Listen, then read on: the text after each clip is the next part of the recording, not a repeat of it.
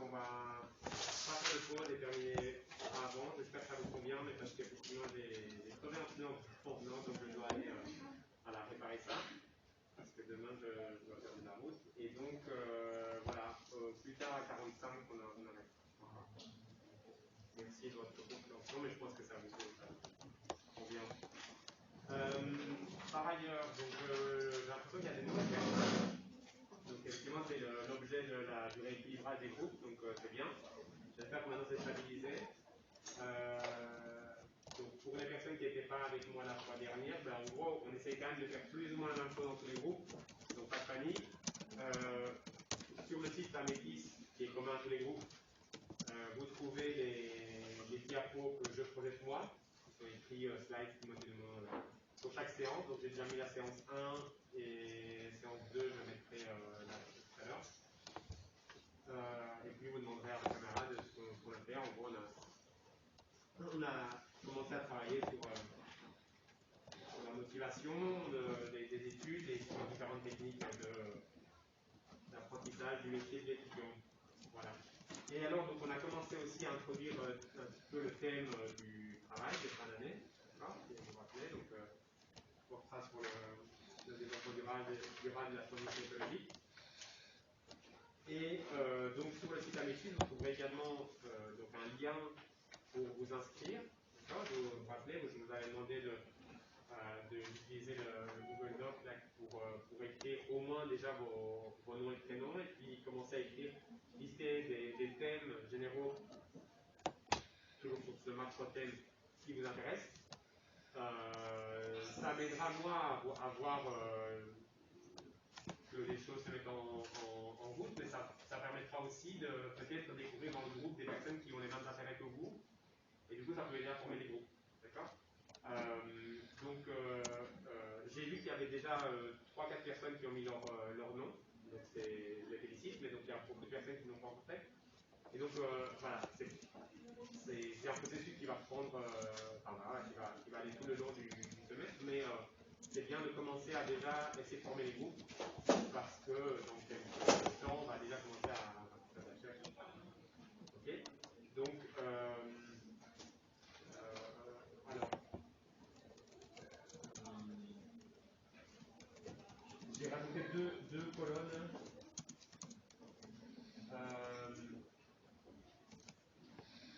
J'ai mis donc les thèmes généraux. Donc là, vous pouvez en mettre vraiment beaucoup. Enfin, beaucoup, non, en mettre 2, 3. Et vous pouvez aussi, éventuellement, si vous avez déjà une personne ou deux avec qui vous avez déjà discuté que vous aimeriez faire le groupe, vous pouvez déjà les mentionner là. Et voilà, ça nous aidera à former les groupes, effectivement. Après, donc j'ai mis personne 1, personne 2. Donc je vous rappelle, c'est des groupes de 2-3. Donc normalement, personne 1, personne 2, ça devrait suffire. Et le sujet du dossier, la colonne F, là, ça se fera plus tard. D'accord, on définira précisément le sujet et puis le numéro de groupe définitif aussi après. D'accord, mais dès maintenant, ce serait pas mal que vous commenciez à remplir ce dossier. Je vois que certaines personnes sont déjà actives sur le fichier. Alors, par contre, vous le faites à la maison quand vous voulez. Ici, on va essayer d'être attentif et de continuer à travailler sur un petit peu les différentes techniques pour être performant dans notre métier d'étudiant.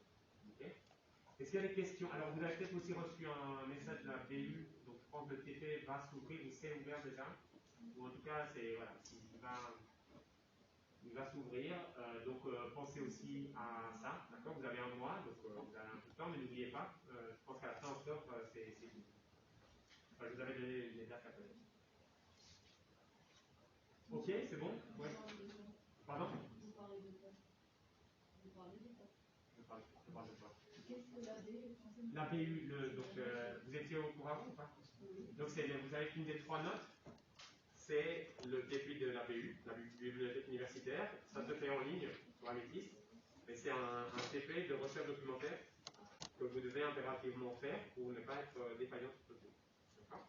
Et donc, il s'ouvre début octobre et qui se ferme fin octobre. Donc, vous serez normalement automatiquement inscrit. Si ça n'apparaît pas dans vos cours, en tout cas dans les prochains jours, eh bien, vous pouvez me contacter ou vérifier que tout est en ordre. Normalement, vous devriez avoir ça. Ok, ça vous prend environ 1 heure, une petite heure, et ça vous apprendra certaines choses pour rechercher des documents via le moteur de recherche de la BU et en général la recherche documentaire, ce qui vous aidera pour le travail, notamment. Et donc c'est un peu plus intéressant, mais de toute façon obligatoire.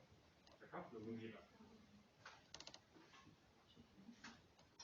Alors, la fois dernière, on en était resté ici, donc aux 4 piliers de l'apprentissage.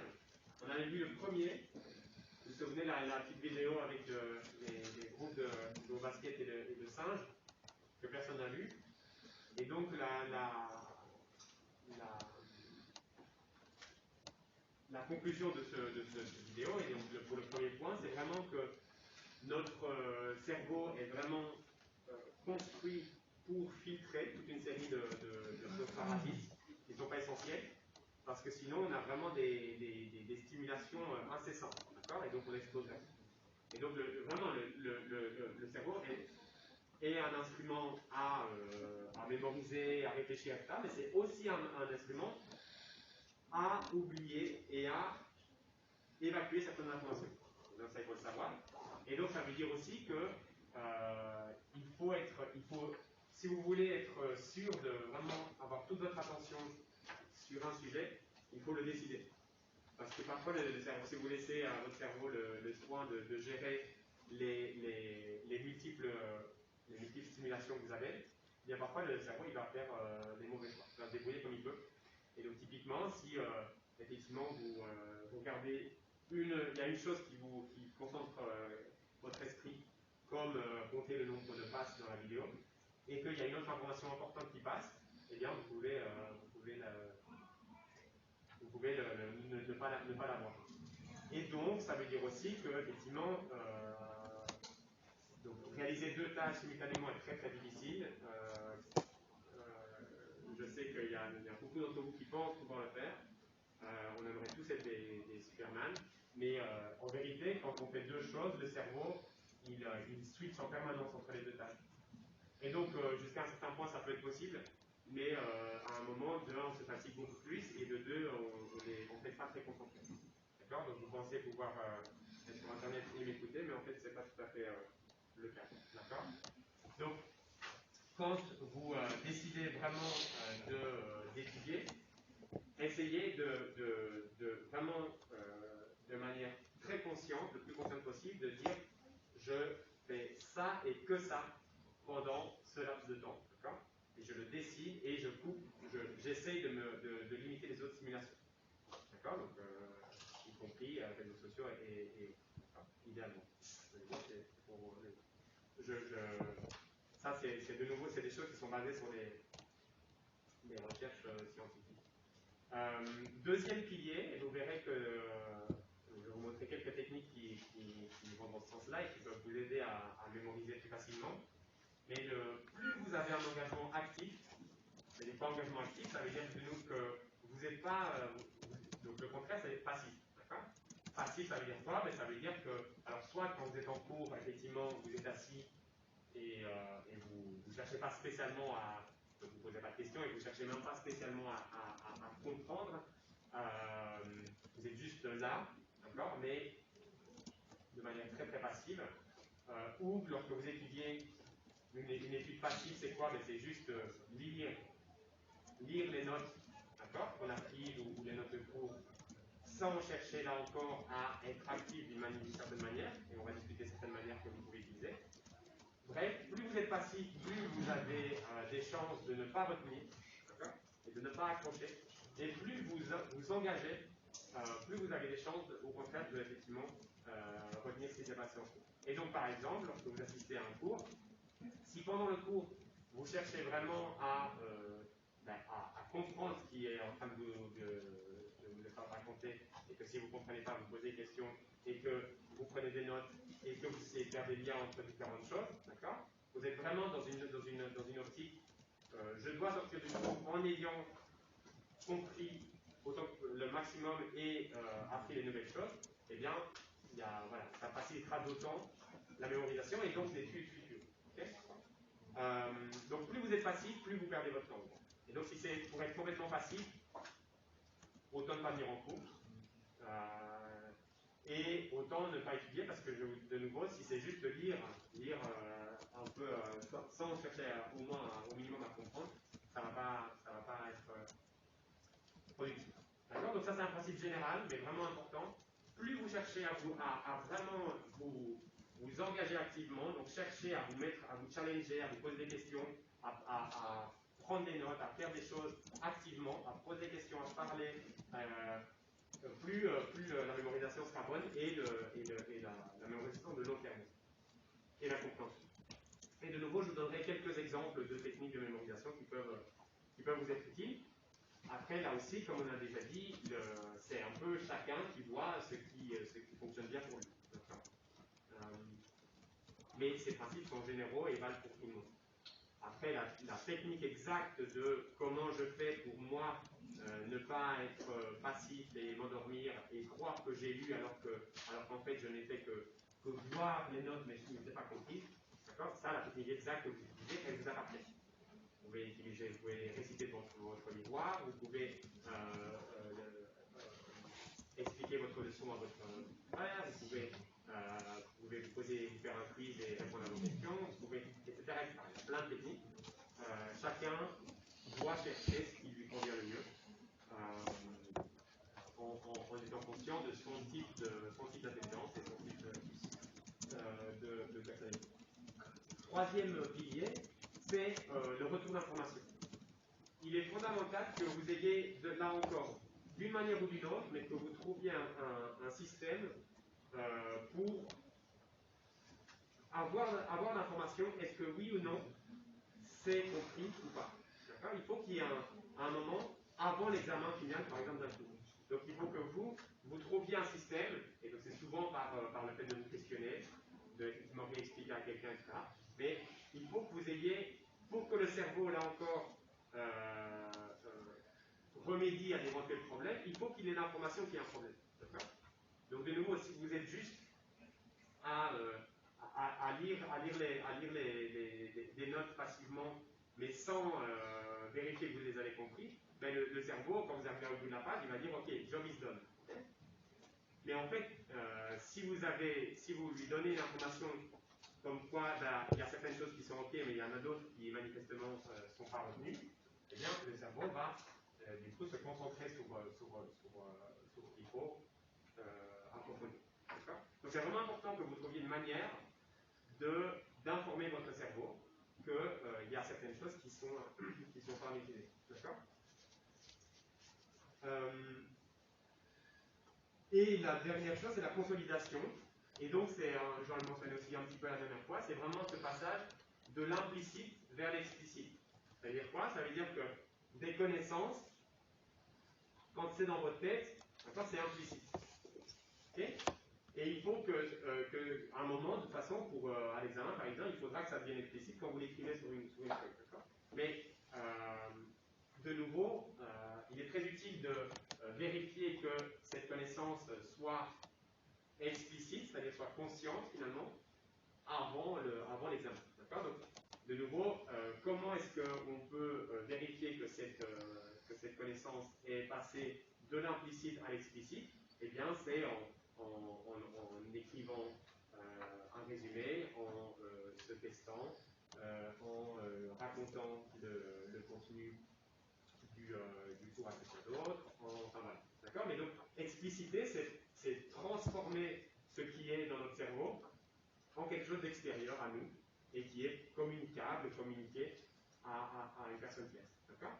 Et je suis sûr que vous avez déjà fait l'expérience, vous verrez que c'est pas toujours trivial, d'accord, de passer de l'implicite à l'explicite. Parfois, vous avez l'impression que les choses sont claires dans votre tête, mais quand il s'agit de les expliquer, ça devient tout d'un coup, ça devient un peu moins clair. D'accord? Vous embrouillez, finalement, comme on passe de A à B, je ne sais plus trop, d'accord? Donc vraiment, ça aide de vous forcer à expliciter vos connaissances. D'accord? De nouveau, que ce soit par écrit, à l'oral, vous faites ce qui vous convient, mais je vous assure qu'effectivement, plus vous faites cette effort, plus vous assoirez vos connaissances, d'accord, profondément dans votre cerveau. Ok? C'est 4 piliers de la mémorisation de l'apprentissage. Alors, je vais maintenant vous proposer quelques techniques concrètes, d'accord, qui peuvent vous aider à mémoriser, mais il y en a d'autres, et de nouveau, chacun doit un peu essayer ce qui lui va, en sachant que bien sûr vous avez déjà tous étudié de longues années, et donc vous avez déjà tous plus ou moins en tête ce qui fonctionne pour vous ou pas, mais peut-être qu'il y a, je peux vous, voilà, vous proposer d'autres techniques qui ont été toutes validées par des études scientifiques. Alors, et vous verrez, ça va dans le même sens de tout ce que je vous ai dit déjà. Donc, première technique, le rappel actif. Et donc, c'est toujours cette idée d'essayer c'est l'engagement actif. Okay, donc, la recherche montre que l'apprentissage est nettement plus efficace lorsque on passe du temps à récupérer les informations à retenir en s'auto-interrogeant, en se posant des questions, en se rédigeant un petit quiz, en se rédigeant un petit examen, mais vraiment se tester. Et ici, vous avez le résultat d'une étude en sciences de pédagogie qui montre, alors là c'était des étudiants américains, mais c'était publié dans un très bon journal, c'est vraiment une. Voilà. Qui vous montre que. Donc, ici, vous avez. Alors, en même temps, ça vous permet d'apprendre à lire aussi les premiers résultats de recherche scientifique. C'est très simple. Hein, ici, vous avez juste la performance à l'examen. D'accord. Donc, c'est le pourcentage, alors, par exemple, entre 0 et 100 de ce qu'ils sont rappelés. Et vous avez donc c'est ce qu'on appelle c'est une expérience aléatoire. Donc les étudiants étaient tirés au sort pour être soit dans une condition, soit dans l'autre. Ce qui fait que c'est un peu comme les essais cliniques pour les médicaments, si vous voulez. Et donc en les tirant au sort, on assure que ces étudiants, en l'absence de ce traitement, ils sont équivalents. Donc à la base, ils sont équivalents. C'est des étudiants qui sont dans la même année, dans la même classe. Ils ont les mêmes caractéristiques, simplement à certains, donc à tous on va leur faire lire un texte, okay, et puis après on va les tester sur combien ils ont retenu, d'accord. Mais à certains, on va leur demander de s'interroger, d'accord, avant de passer le test. Donc on va leur demander de passer du temps à se rédiger un quiz et à s'auto-interroger. Évidemment, on leur expliquait un peu comment faire, etc. Et à l'autre groupe, qui est un groupe de contrôle, qui est le groupe face auquel on va comparer l'autre groupe, c'était un groupe où simplement on leur demandait de lire le texte, normal, d'accord. Et puis derrière, on les teste tous les deux. Et alors, il y a deux groupes. Il y a les étudiants qui avaient déjà une certaine connaissance du thème, d'accord, c'était un thème sur la conquête spatiale, je pense, et les étudiants qui n'ont aucune connaissance. Mais on voit que dans les deux groupes, il y a vraiment une grosse différence de performance, performance de mémorisation, pour les étudiants qui se sont posés des questions, à qui on a demandé de s'auto-interroger. Ça génère vraiment une grosse amélioration de la capacité de mémorisation. Okay, donc, c'est vraiment c'est ce qu'on appelle, certaines études aussi parlent de l'effet test.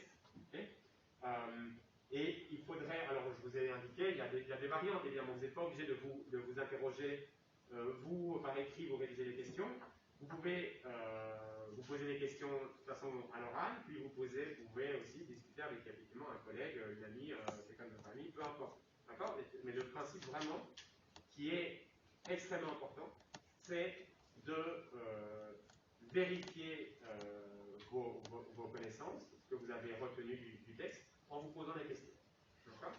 Et plus vous faites ça, essayez-le, vous verrez, vraiment, c'est incroyable. Vous apprendrez beaucoup plus. D'accord ? Et de nouveau, le faire régulièrement, donc pas attendre la fin des 15 chapitres pour vous poser des questions. Non, au fur et à mesure, à chaque fois qu'on a lu quelque chose, on ne lit pas passivement, mais on se pose des questions et on s'auto-interroge. Ok ? Ça va clairement vous forcer à rendre les souvenirs plus durables. Okay, facile, c'est une technique très, très simple, mais qui est très puissante en termes de performance. Une autre technique, c'est, que vous connaissez, hein, mais là aussi ça a été testé scientifiquement, c'est vraiment, et c'est une autre forme d'engagement actif, c'est effectivement le résumé, la prise de notes.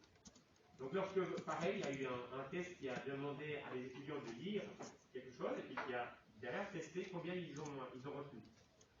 Et à certains étudiants, on a demandé, là, en noir foncé, on leur a demandé de résumer en 3 lignes, de résumer. Donc ils avaient, si vous voulez les détails, hein, ils avaient une demi-heure pour étudier le texte. Et à la fin de chaque page qu'ils lisaient, dans le groupe noir, on leur demandait de résumer en 3 lignes voilà, les points principaux du texte. Okay. Ensuite, vous avez un autre groupe. De nouveau, c'est des groupes qui sont tirés au sort, donc les étudiants sont les mêmes, à part ça, à part le fait de leur demander de faire différentes choses après avoir lu. Le deuxième groupe, note taking, donc on leur demande de prendre des notes. Après chaque page, pendant qu'ils lisent, on leur demande de prendre des notes personnelles. D'accord? Donc ce n'est pas spécifiquement un résumé des points principaux, on leur dit juste prenez des notes de ce que vous comprenez pendant que vous lisez. Et vous voyez, ça donne des résultats en fait très similaires. Donc ça, c'est les deux bonnes pratiques. Ensuite, vous avez un groupe qui s'appelle Verbatim, où on leur demande après chaque page, de recopier textuellement, Verbatim, les trois lignes qui leur semblent les plus importantes. Et ça, c'est intéressant. C'est-à-dire que recopier mot à mot, d'accord? C'est pas ça qui vous permet justement de passer à l'explicite et de vous engager activement. Parce que vous êtes toujours dans le passif si vous recopiez mot à mot. D'accord? Vraiment, l'idée, c'est de pouvoir réexprimer avec vos mots, en simplifiant, en faisant des liens entre les différentes parties, etc. Et donc, c'est un résumé ou des prises de notes personnelles. Mais dès que vous êtes dans le recopiage mot à mot, vous empêchez votre cerveau de vérifier qu'il a effectivement bien compris. D'accord? Il y avait aussi un groupe où Letter Search, on leur demandait de noter toutes les lettres, tous les mots de la page qui qui commençaient par une lettre capitale, une lettre majuscule, pardon. Okay, donc là, un traitement un peu stupide, vous pouvez me dire, mais c'était de nouveau pour essayer de. Donc là, il y avait quand même de l'actif, mais évidemment, ce n'est pas de l'actif qui était lié à la mémorisation du sens du texte. Okay. Et donc vous voyez que ça, c'est le groupe qui a les performances vraiment les pires. D'accord? Donc typiquement, si on vous demande un truc abrutissant qui n'a pas beaucoup de sens, donc non seulement ça ne va pas vous faire mémoriser, mais en plus, ça va occuper une partie de votre cerveau, vous allez être fatigué, donc vous retenez encore moins. Okay? Et le groupe de contrôle, on leur demandait rien de particulier. On les laissait lire, et puis après on leur demandait qu'est-ce qu'ils ont retenu. Donc le groupe de contrôle en blanc, vous voyez, il est tout à droite, et puis après vous voyez une grosse augmentation pour les groupes qui ont résumé et pris des notes. D'accord? Donc, de nouveau, et c'est quelque chose qui doit être assez systématique. Plus vous cherchez pendant que vous lisez, sans attendre là encore la fin des 15 chapitres, progressivement établir un résumé, mais un résumé intelligent, c'est-à-dire qui fait ressortir effectivement les points principaux, qui évacue les points secondaires, qui essaie de faire des liens entre les différentes idées, etc. Okay? Et que c'est quelque chose qui vous parle, qui est avec vos mots, que vous avez compris, eh bien, plus ça vous aidera à extraire le sens et à le mémoriser. Ok? Alors, là aussi, il y a plusieurs manières de faire. D'accord? Un résumé, un bon résumé pour moi, c'est pas un truc où il y a des phrases très très construites. D'accord? C'est plutôt sous forme de points. N'hésitez pas à utiliser des flèches, à faire par exemple, vous connaissez les cartes mentales. Il y a des. Si vous êtes un peu plus visuel, ça peut être une bonne idée effectivement d'utiliser quelque chose qui ressemble à des cartes mentales où vous faites vraiment des liens entre différents groupes de sens, des idées qui découlent les unes des autres. Donc n'essayez pas de faire quelque chose de très littéraire, c'est vraiment quelque chose qui doit combiner le sens et le visuel, et qui surtout doit faire apparaître très très rapidement, très, très fortement, les points essentiels et évacuer tout le reste. Et plus vous pouvez faire effectivement des liens entre différentes parties, etc., plus votre... Et parfois, si vous êtes un peu visuel, je suis sûr que vous avez déjà fait cette expérience-là aussi, à l'examen, ou quand vous devez reproduire ce que vous avez essayé de mémoriser, mais parfois, et que vous aviez peut-être effectivement rédigé des notes ou un plan, parfois vous allez vous souvenir du contenu parce que vous vous souvenez que c'était écrit dans le coin gauche, non? Alors si c'est ça, alors ça veut dire que vous êtes un peu visuel. Et dans ce cas-là, je vous conseille vraiment d'utiliser effectivement des cartes mentales ou des plans qui soient très visuels avec des couleurs, avec voilà, d'utiliser aussi l'espace de la feuille pour, mais avec du sens. Parce que, okay. Oui, voilà, justement, j'avais un tout petit point mais, sur les cartes mentales, en anglais mind mapping. Alors on peut l'utiliser pour tout, enfin, évidemment pas seulement pour apprendre les cours, d'accord? Si vous préparez un oral, si vous préparez une réunion, c'est vraiment quelque chose qui est assez puissant. Et surtout, effectivement, de nouveau, si vous avez un peu une tête visuelle, une mémoire visuelle, mais ça permet vraiment d'être... ça demande un peu de discipline à la base pour faire une bonne carte mentale, mais il y a pas mal de logiciels qui vous permettent de vous aider, j'en ai quelques exemples là. Donc ça demande un peu d'effort au début, mais en fait, de nouveau, je ne dis pas que tout le monde doit le faire, mais si vous êtes un peu visuel, c'est vachement puissant comme outil. Ça essaye vraiment d'allier les deux hémisphères du cerveau, le côté plus créatif, plus spatial, et le côté plus logique, rationnel. Et donc, je vous encourage à le tester pour voir si est-ce que ça vous convient ou non. D'accord? Et bon, voilà à quoi ça peut ressembler. Bon, ça c'est une carte relativement simple, par exemple, et sur effectivement un cours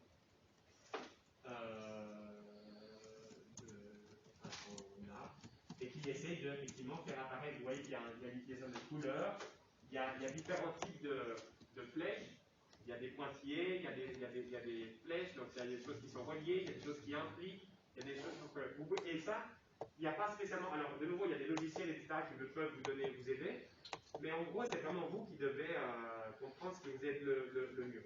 Okay? Et donc vous pouvez inventer vos propres codes, vos propres manières de relier, etc. les choses. L'important, c'est évidemment que vous compreniez ce que vous faites. Voilà. Mais c'est potentiellement des choses assez puissantes qui peuvent vous aider pas mal.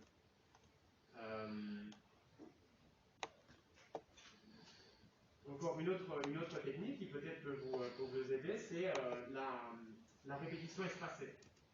Alors parfois, quand on cherche à apprendre quelque chose, on a un peu trop tendance à étudier un chapitre, et puis on passe à l'autre. Donc quand le premier chapitre on pense que c'est fait, hop, on l'oublie, d'accord, et on passe à l'autre, et ainsi de suite. Donc on a une vision très linéaire de la connaissance. Et de nouveau, c'est souvent beaucoup plus puissant d'essayer de dépasser cette vision linéaire et alors, d'essayer de comprendre la progression globale via, par exemple, effectivement, ces outils des cartes mentales, etc., mais aussi de revenir régulièrement à ce qu'on a déjà vu, d'accord, pour vérifier, et tout simplement qu'on s'en souvient toujours, et dans quelle mesure est-ce que, effectivement, c'est relié et ça nous aide à comprendre la suite. D'accord. Donc, l'idée, c'est de commencer à apprendre une partie, okay, et puis de la reprendre régulièrement. La première fois, ça peut être la semaine suivante, voire même le jour d'après. Si vous en souvenez parfaitement, c'est super, ça veut dire que vous pouvez espacer davantage. Okay. Si vous en souvenez pas, vous vous rappelez mon principe de vous donner des signaux au cerveau, d'accord? Des signaux comme quoi ça c'est ok ou c'est pas ok. Mais donc là, si vous voyez que manifestement il y a déjà des choses que vous avez oubliées, ça veut dire que vous devez retourner, d'accord, vous devez réétudier, et vous devez peut-être rapprocher les différentes rapprocher les séances, d'accord. Et puis plus ça devient facile, plus vous apprenez, vous retenez, plus vous espacez. Okay. Et l'idéal, évidemment, c'est d'arriver du coup le jour de l'examen où effectivement vous avez avez, tout en tête. Donc, en tout cas, ce qui est important, c'est que vraiment, et là aussi, je suis sûr que vous avez, en tout cas, au moins certains d'entre vous en avez fait l'expérience, mais si vous reprenez, si vous repassez sur des choses, que même si vous pensez que c'est clair, d'accord, c'est acquis, si vous repassez, ça va, c'est comme si vous gravez en informatique ou en audio, plusieurs passages, ça grave plus profondément. Et ça fonctionne comme ça dans le cerveau. D'accord, de manière simplifiée, mais c'est vraiment, c'est assez proche de la réalité. Ça veut dire que un seul passage, même si vous êtes testé ce jour-là, etc., et que donc ça va, vraiment essayez de vérifier que c'est encore présent une semaine plus tard. Si c'est le cas, très bien, vous retesterez 2 semaines plus tard. Si ce n'est pas le cas, mais ça vous donne un signal négatif, comme quoi, effectivement, il faut. Parce que le but, ce qu'on est en train de faire à l'université en général, c'est évidemment pas.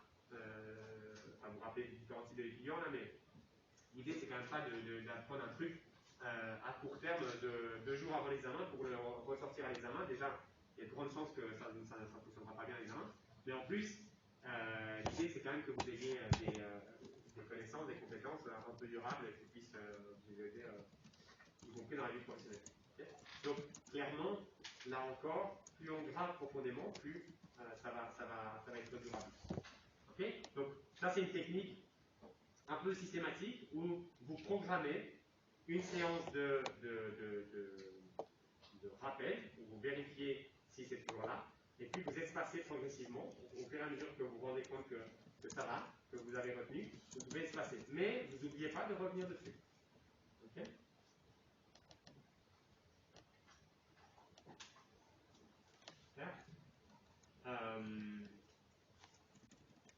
Et il y a encore une dernière technique qui consiste à donc la lecture incrémentielle, c'est de parcourir une première fois votre chapitre, par exemple à étudier, sans chercher à spécialement tout comprendre à fond.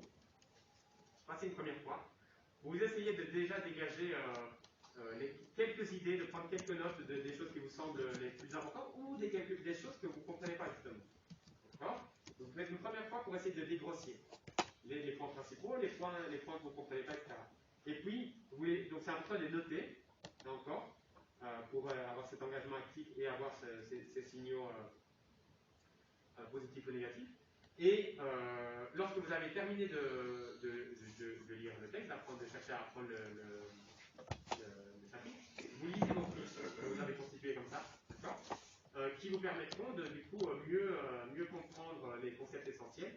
Et ensuite, vous revenez sur le texte ou sur le chapitre à étudier avec ce travail sur les fiches, d'accord, et vous verrez que vous aurez, et là vous pourrez passer un peu plus en profondeur, d'accord, et vous verrez que vous comprendrez beaucoup mieux que la première fois. Okay, donc on n'est pas forcément obligé de tout comprendre la première fois. D'accord. On peut chercher à effectivement avoir cette technique de juste dégrossir, okay, de peut-être se concentrer sur un aspect, de l'approfondir, et puis après de revenir, et vous verrez qu'il y a des choses qui se mettent en place.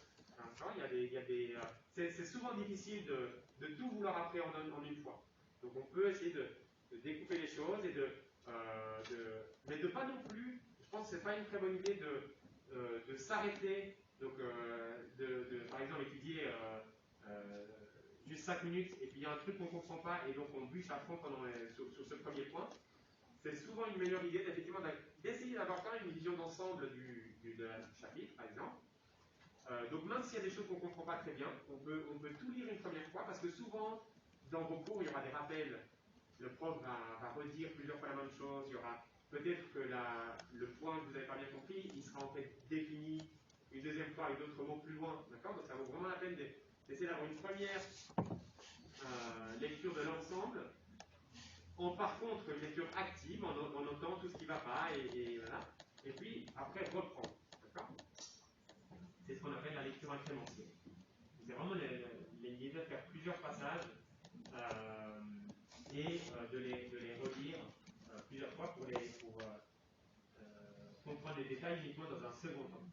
Okay. Voilà. Alors, je vous mets également, et c'est sur un métis. Il y a plein de ressources hein, sur Internet. Il y a l'université de Laval qui travaille beaucoup sur ces thèmes-là au Québec, qui a des cours sur Internet. Si c'est des thèmes, voilà, vous voyez que vous avez des problèmes de mémorisation ou de concentration, ben voilà, il y a des outils que vous pouvez aller chercher là éventuellement. Et si vous essayez ces techniques-là, ben on peut discuter aussi de si vous les trouvez utiles ou pas. Okay. Est-ce que la mémorisation, en général, ça se passe bien ou pas? Hein? Bon, vous verrez si vous avez besoin effectivement de changer votre technique. Si effectivement jusqu'à présent tout se passe super bien, vous avez déjà une bonne technique, ben, très bien. Okay. Mais bon, on n'est jamais à l'abri d'apprendre une bonne nouvelle en lisant des sources. Moi, j'ai surtout un problème par rapport à la concentration. Ouais. Je n'arrive pas à me concentrer. Ok. J'ai beau essayer de tout mettre sur mon téléphone, j'arrive pas. Je pars. Ouais. Ben, il y a beaucoup de personnes qui sont comme ça. Et donc ça aussi, effectivement, ça s'apprend. Un principe général, c'est effectivement, donc c'est déjà un bon réflexe si effectivement vous essayez de, quand vous travaillez, vous essayez de mettre de côté, éventuellement d'informer les personnes avec qui vous habitez, etc. Voilà, vous avez, ou de mettre un signal sur la porte, ne pas déranger, etc. Non, mais voilà. Et de mettre de côté effectivement Internet et les réseaux, etc. Si même comme ça votre esprit divague, etc., il faut essayer de. Donc c'est toujours une question d'être le plus possible conscient et de le décider.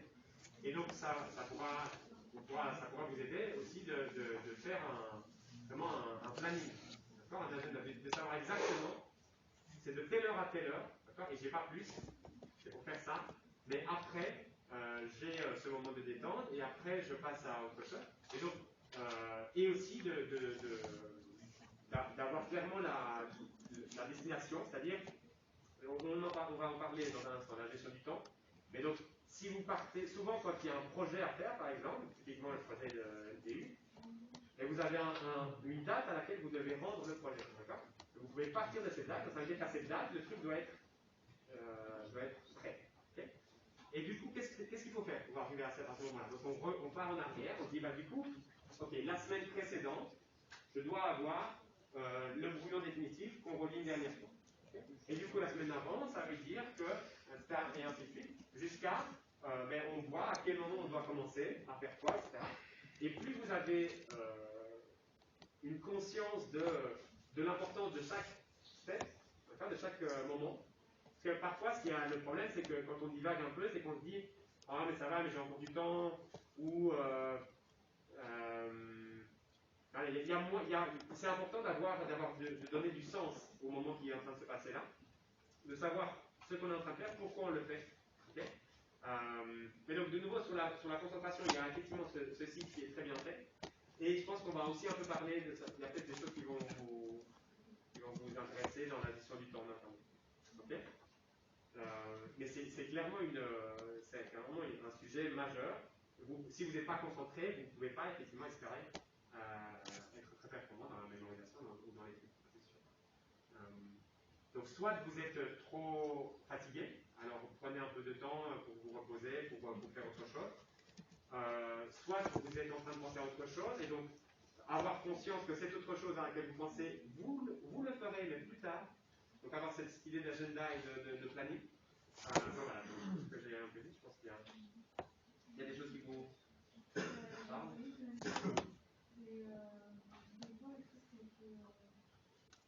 C'est au bout d'un moment, genre je travaille, donc j'arrive à être concentrée et au bout d'un moment, d'accord. J'ai beau, une fois que j'arrête, même si je prends une pause ou quoi, le truc c'est que si je prends une pause, je ne reprends pas. Et j'arrive pas à reprendre. Alors une chose aussi à avoir conscience, c'est qu'effectivement, il y a de nouveau, pour la majorité des personnes, c'est très difficile d'être très, très concentré plus de 30-45 minutes. Okay. Et donc, parfois, il vaut vraiment mieux faire un vrai break, mais de nouveau un vrai break, pas juste rester là à rêvasser, mais on se dit, ok, là j'ai fait 45 minutes, maintenant, je vais faire autre chose, je vais faire une petite balade, peu importe, ok. Idéalement, effectivement, pas rester sur ma chaise à juste regarder les réseaux sociaux parce que mon esprit ne va pas tellement se relaxer. Mais bon, si c'est ça qui vous relaxe, pourquoi pas. Et revenir après 15 minutes et reprendre, alors, par exemple, vérifier qu'on se souvient. C'est utile, c'est vraiment utile de vérifier que ce qu'on a fait avant est encore là, donc de repasser une couche pour imprimer plus profondément.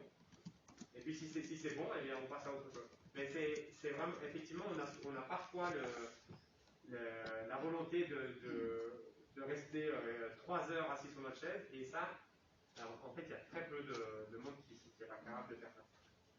Donc, n'ayez pas peur de vous accorder des pauses, et peut-être que vous avez besoin de faire des choses encore un petit peu plus courtes et un petit peu plus hachées. De nouveau, c'est pas un problème, mais l'important, c'est d'en être conscient et d'organiser son temps en conséquence. Okay, mais donc de savoir qu'effectivement, par contre, après la pause, il faut revenir. Okay, ben oui, ben si, c'est possible, je suis sûr. Vous pouvez le faire, tout le monde peut le faire. Bon. D'autres questions? Thomas? Alors, en sachant que, donc j'ai insisté sur le fait que bon, effectivement, ça vous appartient et chacun aura ses propres techniques. Et c'est évidemment basé sur le fait qu'on n'est pas tous fait pareil. Okay, et en particulier, quand on parle d'intelligence ou de fonctionnement du cerveau, ben, effectivement, on ne fonctionne pas tous de manière pareille. Et on a clairement il y a des personnes qui sont plus logiques, plus mathématiques, des personnes qui sont plus verbales, des personnes qui sont plus spatiales, visuelles, on en a parlé. Si ça vous aide de mettre, pourquoi pas, du rythme ou de slammer vos cours, ben pourquoi pas, d'accord. Il y a des personnes à qui ça aidera beaucoup effectivement d'être dans l'interpersonnel, donc de raconter à quelqu'un. Eh bien, si vous êtes comme ça, mais faites-le vraiment. Donc, c'est important de bien vous connaître aussi. D'accord? On fait tous des essais-erreurs, mais à partir de là où vous êtes grand, vous commencez je pense, vraiment à bien vous connaître. Donc, n'essayez pas de copier ce que fait le voisin ou ce que fait. D'accord? On peut tous avoir nos recettes. Et donc, utilisez ce qui vous va le mieux. Okay? Et si vous avez besoin de faire des séances plus courtes, faites des séances plus courtes. Mais par contre, effectivement, avec un objectif clair qui est l'apprentissage et la réussite. Donc, utilisez vos atouts. Alors, donc, effectivement, c'est un peu ce que je disais dans ma réponse.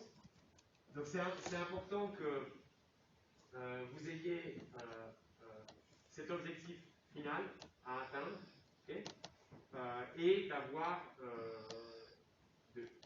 pour arriver à cet objectif final, de vous fixer des micro-objectifs, okay, réguliers, qui sont raisonnables, qui sont atteignables et qui sont aussi pour lesquels vous pouvez vérifier qu'ils sont atteints. Si vous attendez le mois de juin pour vérifier que c'est bon, vous avez appris, c'est trop tard. Okay, donc c'est important de vous fixer des tout petits objectifs intermédiaires, réguliers, et de vous dire, ok, pour arriver à cet objectif, quel est mon plan d'action? Comment je vais m'y prendre? Est-ce que je vais juste, effectivement, aller mon cours et c'est bon? Est-ce que je vais discuter avec telle personne? Est-ce que je vais aller consulter telle autre ressource, etc. Est-ce que je vais aller trouver des personnes de F2 pour voir comment ça se passe, etc. D'accord? Donc, vous vous fixez des objectifs réguliers et puis vous fixez un plan d'action pour arriver à ces objectifs. Et un emploi du temps, là encore de nouveau l'importance de l'emploi du temps, qui est en ligne avec cet objectif. Et vraiment, de nouveau, alors ça peut paraître un peu stupide et un peu fastidieux de vous écrire un petit planning, etc. et vos petits objectifs, vos fiches de... Ça peut vous paraître ridicule, mais je pense vraiment que ça aide d'écrire les choses, de les avoir noir sous blanc. Alors, ça peut être bien sûr informatique, parce que une fois que c'est écrit, c'est beaucoup plus difficile de ne pas le respecter. Si ça reste dans votre tête, vous êtes dit, oh oui, ce serait pas mal que j'étudie ce cours-là, maintenant. Puis il y a une autre sollicitation qui arrive et vous dites, vous faites comme si vous n'aviez rien décidé. D'accord? Parce que si c'est écrit, ben, c'est devant vous, vous pouvez plus difficilement, encore plus si vous l'avez dit à quelqu'un, c'est beaucoup plus difficile de revenir sur vos engagements. Vos engagements envers vous-même, d'accord? Il y a toute une littérature en économie comportementale qui montre l'importance des engagements personnels que vous pouvez prendre. Donc toute forme d'engagement que vous pouvez trouver qui vous force à faire quelque chose est bonne à prendre, d'accord? Si vous avez du mal à vous réveiller le matin, eh bien mettez 2 réveils de l'autre côté de la pièce, d'accord? Ça vous forcera à vous lever. D'accord? C'est un exemple un peu marrant, mais d'engagement. Vous essayez de changer les règles du jeu pour vous forcer à agir dans le sens que vous avez décidé. D'accord? Ce qui est important, c'est que personne ne vous l'impose. C'est vous qui l'avez décidé. Il faut que ce soit conscient que ce soit vous qui le décidez. Mais évidemment, on sait tous que on voudrait tous, dans l'absolu, faire un exercice physique, étudier, réussir, etc. Mais que quand vient le moment, on peut effectivement être pris par d'autres choses. Et donc, le but, c'est d'empêcher que notre nous du présent, d'accord, eh bien, devienne mou et oublie ses engagements par rapport à notre nous d'hier qui avait ses grandes ambitions. D'accord? Et donc, plus vous forcez à vous empêcher d'avoir trop de possibilités de divaguer, de faire autre chose, mieux c'est. Okay? Et donc ça peut être effectivement en parlant avec d'autres, d'accord, parce que vous vous sentirez mal de ne pas avoir honoré vos engagements, si c'est par rapport à des amis ou votre famille. Ça peut être en vous écrivant les choses, vous pouvez vous mettre des grands posters dans votre chambre, en tout cas. Ça peut être, voilà, ça peut être même, il y a même des sites internet où vous pouvez mettre de l'argent, vous écrivez votre engagement, d'accord, vous déposez de l'argent, et ensuite vous devez leur envoyer une preuve de la réussite de cet engagement. Dans quel cas ils rendent votre argent, sinon ils gardent votre argent. D'accord? Si vous avez des gros problèmes de self-control, c'est des choses qui peuvent être. C'est pas une blague, hein, ça existe. Voilà. Et c'est un économiste comportemental qui a créé ceci. Alors tous les bénéfices sont reversés à des ONG. Ça s'appelle TIX, si vous voulez. Ok? Alors ça je passe. Alors gestion du temps. Ok? Quelques mots sur la gestion du temps. Il est 52 comme ça. Alors quelques citations qui m'amusent. Plus on dispose de temps pour faire un travail, plus ce travail prendra du temps. Okay? C'est vrai, hein? Et donc ça veut dire quoi du coup? C'est une implication pour nous.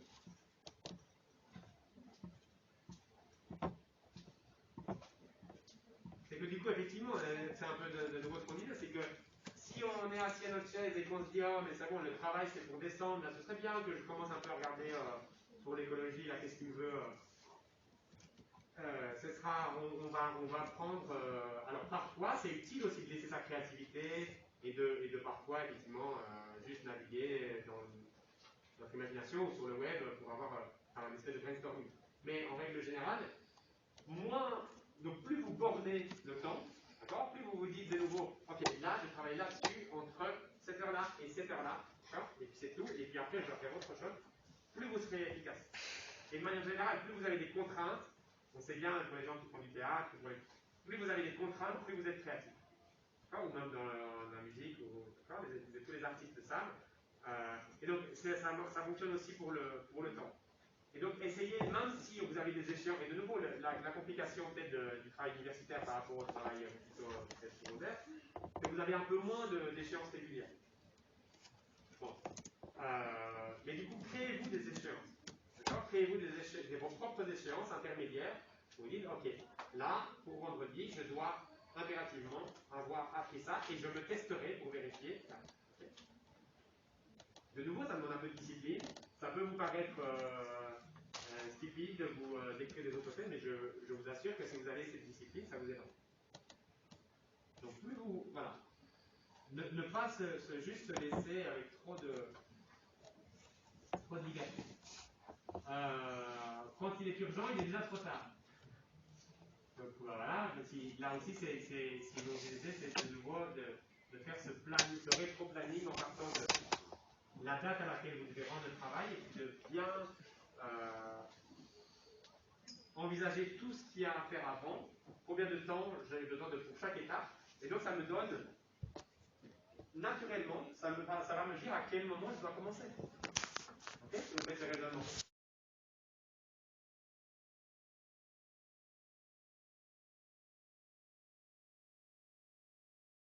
Commencer là maintenant, si c'est conjoint.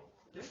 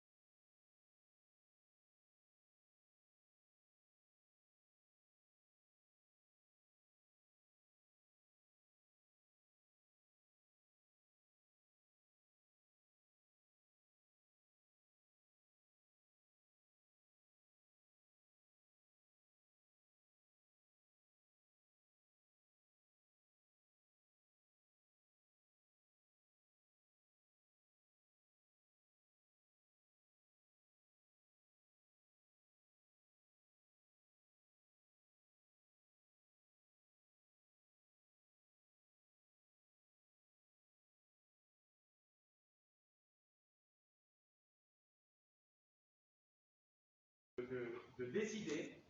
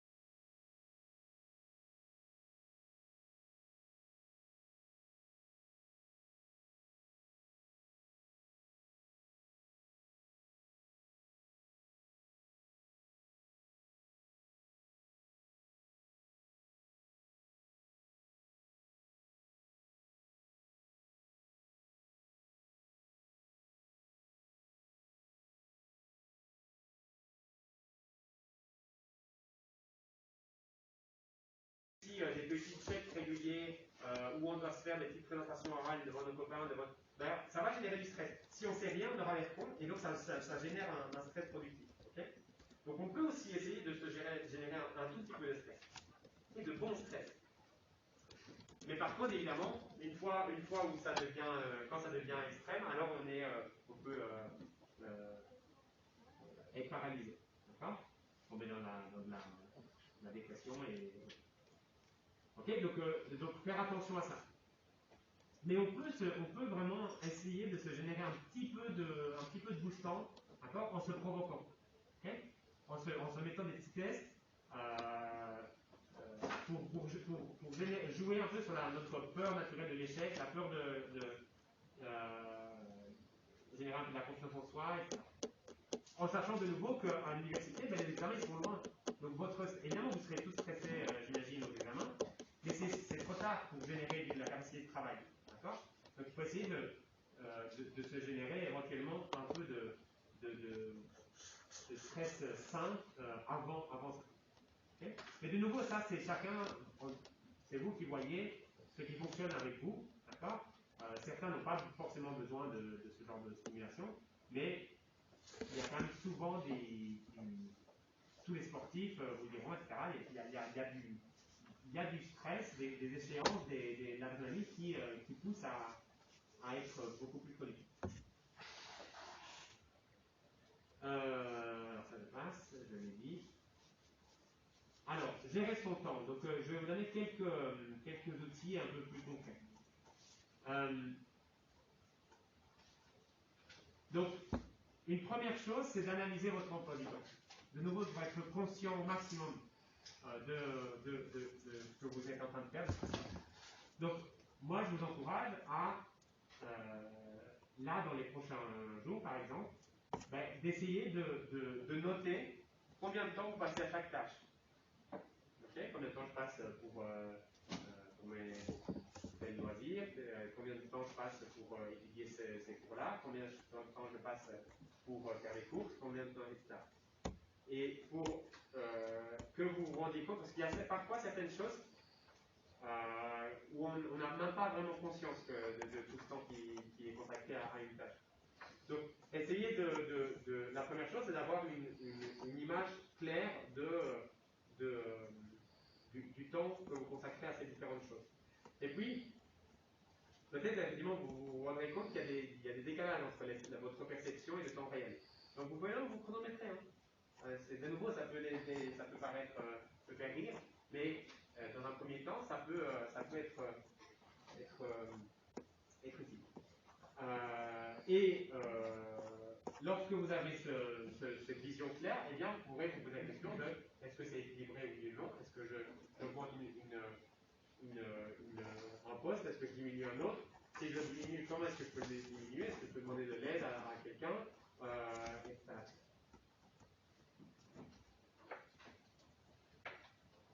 Et de nouveau, comme le nombre de temps accordé à chaque poste, eh bien, ça dépend de vos objectifs et de vos priorités.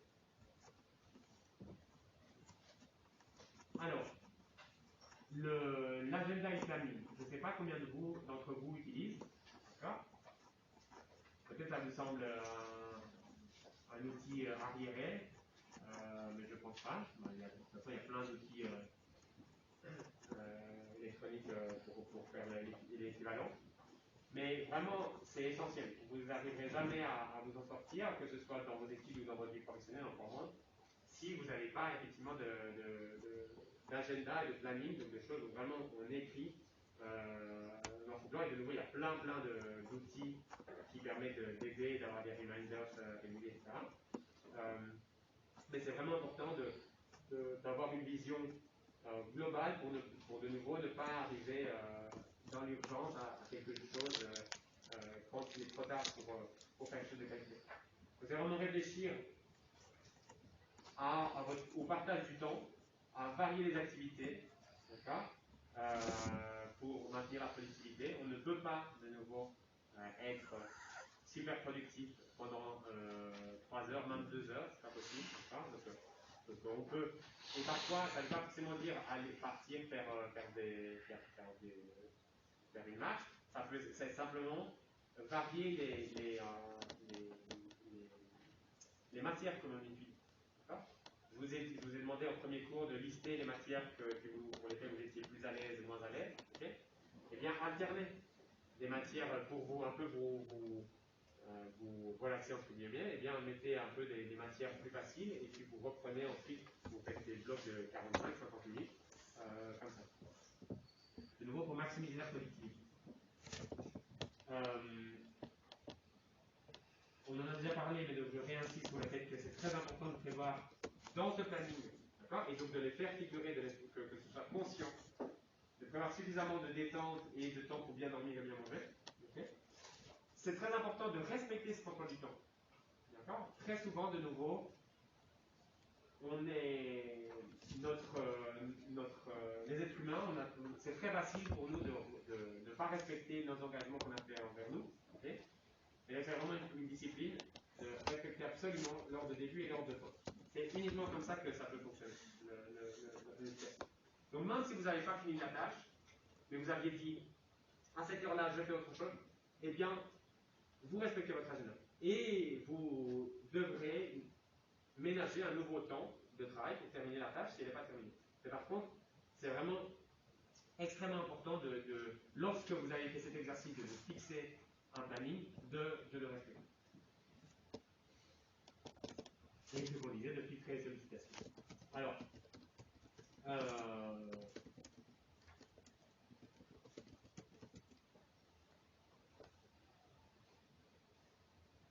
ça je l'ai dit. Alors, en sachant que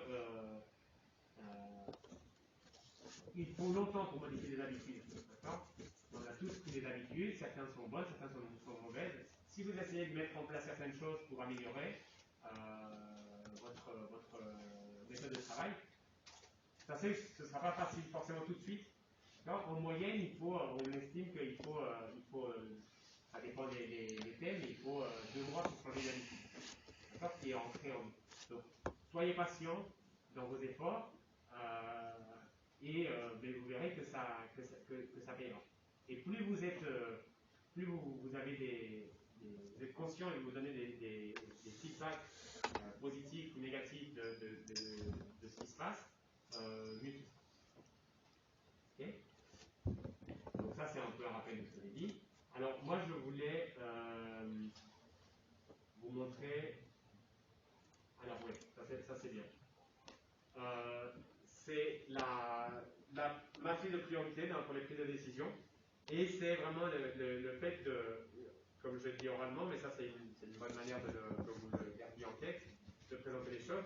Donc si vous avez cette matrice à double entrée, avec ces 2 dimensions qui sont fondamentales, de urgence, temporelle, et d'importance. Donc quand vous devez décider de quoi faire, quoi mettre où, combien de temps dans votre planning, je vous conseille, encourage de croiser ces 2 dimensions. Donc l'urgence, c'est facile à comprendre, c'est l'aspect temporel de pour quand ça doit être fait. Et l'importance, de nouveau, c'est la notion des conséquences que ça aura. Okay. Si c'est fait ou pas. Et en gros, donc ça vous donne, évidemment, si vous croisez les 2 dimensions, ça vous donne 4 cas.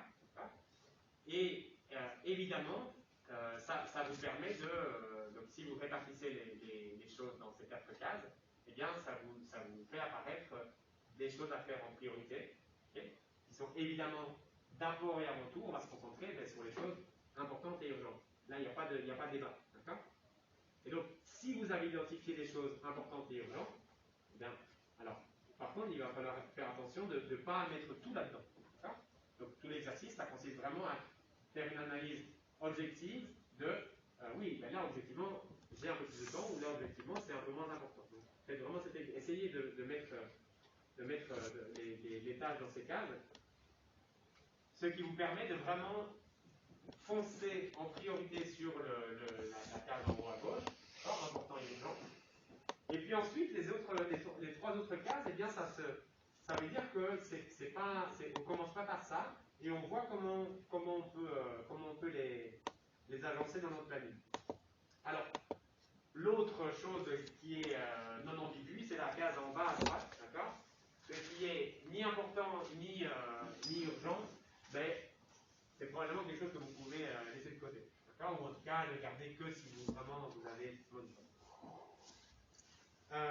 Ensuite, les deux autres cases, eh bien, c'est alors en priorité ce qui est important, d'accord? C'est-à-dire ce qui a vraiment des grosses conséquences, ça il faut absolument s'assurer que ce soit fait. Mais si c'est pas urgent, ça veut dire qu'on peut le planifier calmement, d'accord?